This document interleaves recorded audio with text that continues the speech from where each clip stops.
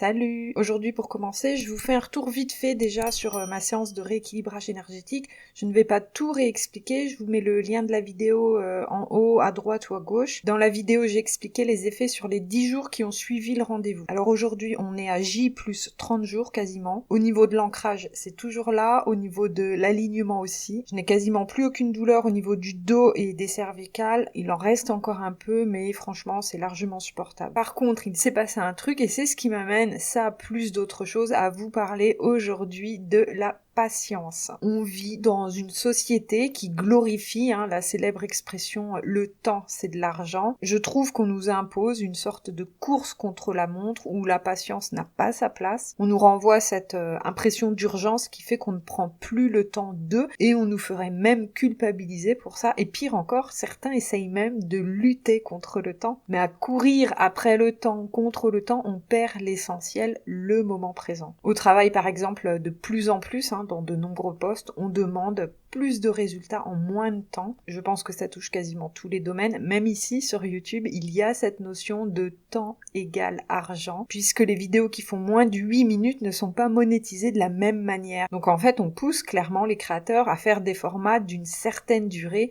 Après, libre à nous, on a le choix. La patience est un des outils pour accéder au moment présent. Et je vais prendre mon corps en exemple pour faire le parallèle. Depuis 10 jours environ, j'ai une double tendinite, une dans chaque pied. Alors, ce qui s'est passé, c'est que depuis 2 semaines à peu près, j'ai commencé une rééducation chez un kiné. La première séance s'est très mal passée, mon corps n'a pas du tout supporté. Du coup, la deuxième séance, on a fait beaucoup moins et ça a été. Mes douleurs au niveau du dos et des cervicales venaient tout juste de partir et j'étais de super bonne humeur, limite euphorique après la séance de rééquilibrage. Alors j'étais tellement contente de pouvoir souffler au niveau des douleurs du dos, etc.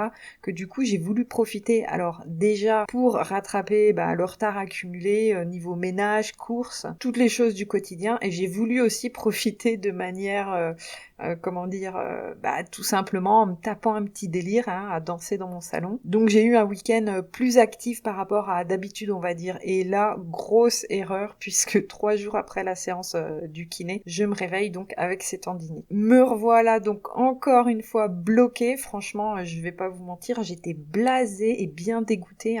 Je n'ai pas compris tout de suite là où j'avais commis l'erreur. Ça m'a même renvoyé à la blessure d'injustice. Et pourtant, la médecin de Paris qui me suit m'avait expliqué que je devais faire cette rééducation en partant de zéro, comme si je sortais de réanimation, et ne pas direct vouloir trop en faire au risque justement d'une rechute. Mais n'étant pas patiente et un peu trop speed, et surtout immobilisée, en fait je crois que c'est surtout ça, immobilisée depuis quasiment 6 mois quand même, je n'ai pas pu m'empêcher d'en faire trop. Et avec l'esprit, c'est la même chose en fait, dans le sens où parfois, souvent même, on s'attend à des résultats immédiats, des changements directs, du genre on fait une séance de méditation, on pense atteindre l'éveil comme ça, ou avoir la vision, le déclic qui va tout changer dans notre vie, ou encore un autre exemple tout simple, penser qu'on va pouvoir direct rester assis à méditer là comme ça pendant 3 heures. Il faut être patient. Parfois on a l'impression de ne pas progresser, de faire du surplace, carrément de la marche arrière. C'est surtout que l'évolution se voit plus difficilement quand c'est pour soi. Souvent on est moins objectif et souvent aussi on est trop dur avec soi-même, alors que chez les autres, à l'inverse, on va remarquer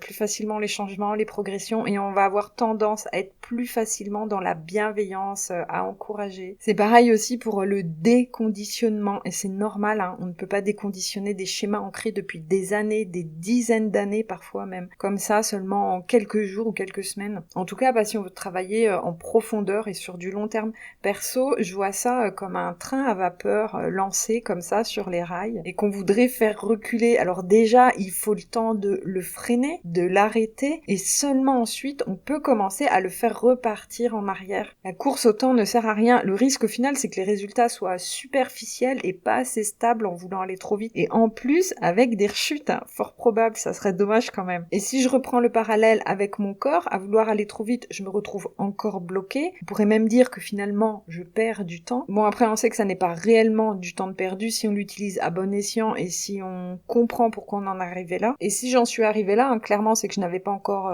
compris. Mais j'avoue là, pour le coup, que je me serais bien passée de cette leçon. Un autre point aussi, la société ne nous aide pas à être patient. Elle pousse dans l'autre sens. Avant, par exemple, quand on achetait des articles, alors les plus jeunes n'ont pas connu, mais avant, pour acheter, on devait commander sur des catalogues papier. Et la livraison, c'était pas du tout en 48 heures. Maintenant, on est tellement habitué à tout avoir vite, on veut tout de suite, on est trop pressé. Et peut-être même que vous allez me dire que j'ai un débit de parole plutôt speed, ce qui serait assez contradictoire avec la patience. Je pense vraiment que la patience est essentielle pour évoluer.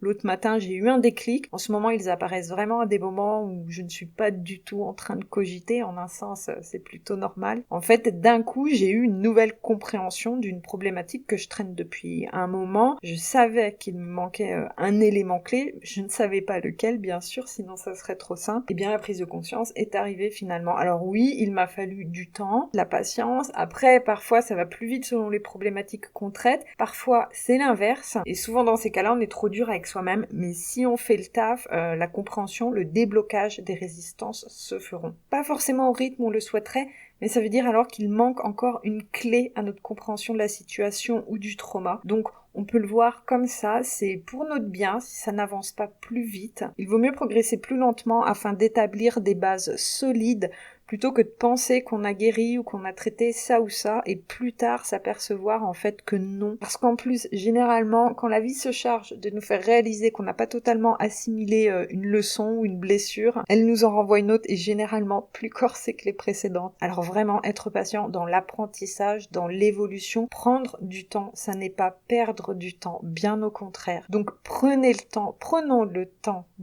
et soyons patient. Voilà, donc j'espère que la vidéo était pas trop fouillie. J'avais pas prévu de la faire maintenant, en tout cas. Je voulais aborder d'autres sujets, mais je me laisse une totale liberté et je fonctionne plutôt au feeling et en fonction de ce que j'expérimente au quotidien. Voilà, donc prenez soin de vous surtout. Je vous laisse ici. Ciao.